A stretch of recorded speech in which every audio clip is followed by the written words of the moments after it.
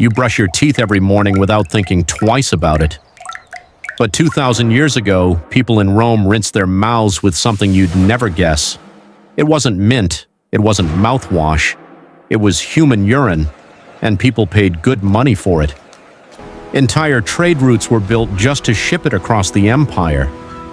Today, you're going to find out what humans really used before the toothbrush existed. And trust me, some of these methods are so strange, so brutal, and so clever, you'll never look at your bathroom the same way again. By the end of this video, you'll know why an entire country got taxed on pee. You'll know why black rotten teeth used to mean you were rich. And you'll know why an actual war changed the toothbrush sitting in your bathroom forever. Stick around because that last one connects directly to the brush you used this morning. Let's go back to the very beginning, almost 5,000 years ago. In ancient Babylon, people didn't have bristles or plastic.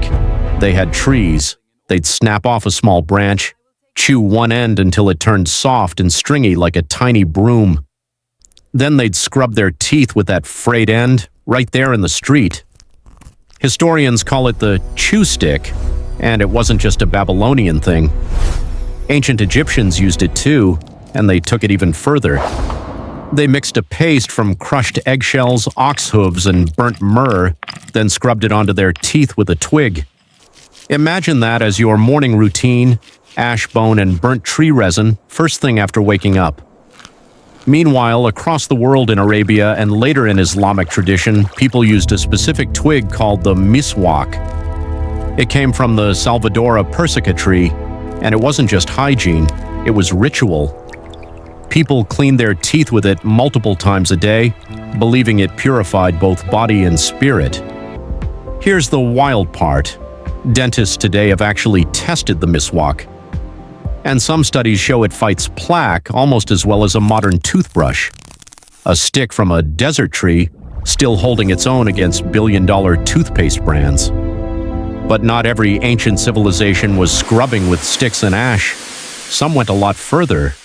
Because in ancient Rome, the secret to a bright white smile wasn't a plant at all. It was pee, actual human urine, collected, stored, and sold as a whitening agent. Urine contains ammonia, and ammonia is a natural bleaching chemical. Romans figured this out without any chemistry lab. People would gargle it, use it to whiten fabric, and even brush their teeth with it. And it wasn't just something people did quietly at home. It became a full industry. Public urinals were set up across Roman cities specifically to collect it for resale. But the best urine, the strongest, most valuable kind, didn't even come from Rome itself. It was imported all the way from Portugal, where the local urine was considered especially potent. Shipping urine across the sea just for stronger teeth-whitening power, that's how seriously people took this. And here's where it gets even more absurd. The government noticed people were making money from this. So Emperor Vespasian did what governments do best. He taxed it. This became known as the urine tax, and it funded part of the Roman economy for years. When his own son complained that the tax was disgusting, Vespasian reportedly held up a coin and said, "Money doesn't smell." That phrase became so famous, people still quote it in Latin today, pecunia non olet. So the next time someone tells you a business idea is too gross to work, remember this. An entire empire ran part of its economy on collected urine and taxed the people who sold it. Eventually, this practice faded out across Europe, replaced by other whitening methods over the centuries. But the idea that a clean smile was worth strange sacrifices, that never really went away. And that obsession would take an even darker turn a few centuries later, one involving actual rot. But before we get to the rotten teeth, let's talk about the country that actually solved this problem first. Wait, it gets weirder before it gets better. Because while Rome was taxing pee on the other side of the world, someone was already building something that looks a lot like your toothbrush today. Same goal, cleaner teeth, two completely different civilizations, two wildly different solutions. And this next one is the closest thing to a real invention in this whole story so far. So let's travel east to Imperial China around the late 1400s. Chinese craftsmen created what many historians consider the first true bristle toothbrush in recorded history. Instead of chewing a twig, they took stiff bristles from the back of a hog's neck. Those bristles came from a very specific spot on the animal because that hair was naturally stiffer and more durable. The bristles were bundled together and set into a small handle made of bone or bamboo. Look at it closely, and it's honestly not that different from the toothbrush sitting in your bathroom right now. This design didn't stay in China. It traveled, carried along trade routes by merchants and explorers. European travelers saw these bristle brushes and brought the idea back home with them. But there was a problem. Hog bristles were expensive to import, and not everyone could afford one. So while wealthy merchants and nobles adopted the bristle brush, most people in Europe kept doing what they'd always done. They scrubbed their teeth with rags, dipped in salt, soot, or crushed chalk. Some used their fingers, some used nothing at all. And that gap between rich and poor dental care would soon create one of the strangest fashion trends in history. Because in Europe, having good teeth wasn't always something people wanted to show off. Sometimes it was the exact opposite. Let's talk about the era when rotten teeth actually meant you were rich. By the 1500s and 1600s, sugar had become one of the most expensive luxury goods in Europe. Only the wealthy could actually afford to eat it regularly. And sugar, as you probably already know, destroys teeth over time. So the wealthy, who could afford the most sugar, ended up with the worst teeth. Their teeth turned black, brown, and rotten from years of sugar consumption. And instead of hiding it, some of them leaned all the way in. Black teeth became a status symbol, proof that you were rich enough to afford sugar every single day. Some wealthy people who actually had healthy white teeth started blackening them on purpose, just to look richer than they actually were. Queen Elizabeth I of England is often cited by historians as having noticeably blackened teeth later in life. Sugar had quite literally become a badge of wealth, one you wore in your own mouth. Meanwhile, the poor, who couldn't afford sugar, often had healthier, whiter teeth by comparison, which meant for a strange window of history, poverty sometimes gave you a better smile than royalty. Eventually, though, even the wealthy grew tired of actual tooth pain, not just the appearance of it. Toothaches were brutal, and there were no real dentists yet, only barbers and traveling tooth pullers. People would have teeth yanked out with crude metal pliers, often with no anesthesia at all. It's genuinely hard to imagine going through your entire life without real dental care. And this is exactly why the demand for a real reliable toothbrush kept growing across Europe.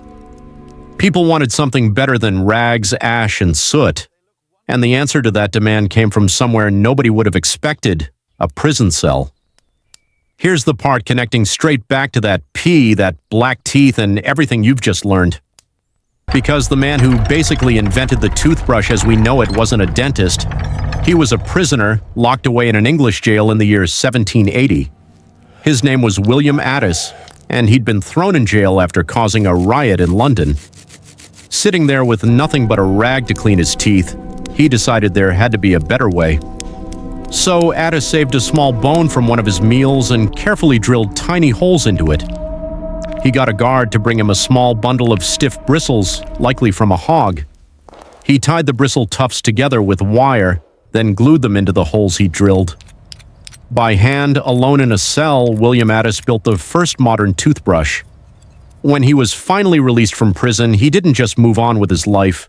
He started manufacturing these toothbrushes and selling them commercially across England. His small business eventually grew into a real company, one that became genuinely successful. A man who went to prison for causing chaos ended up creating one of the most useful objects in human history. For over a century afterward, toothbrushes were still made from bone handles and animal bristles, just like his. But animal bristles had a serious flaw nobody had really solved yet. They fell apart easily, trapped bacteria inside the hollow hair shafts, and never fully dried between uses. For over 150 years, this was simply accepted as normal, until one single global event forced an entire industry to change overnight. That event was World War II. During the war, imports of hog bristles from certain regions were completely cut off. Factories that relied on natural bristles suddenly had almost nothing left to work with. Meanwhile, an American chemical company called DuPont had already been experimenting with a brand new material. That material was nylon, and it was about to change everything about your morning routine. In 1938, the very first nylon bristle toothbrush hit the market.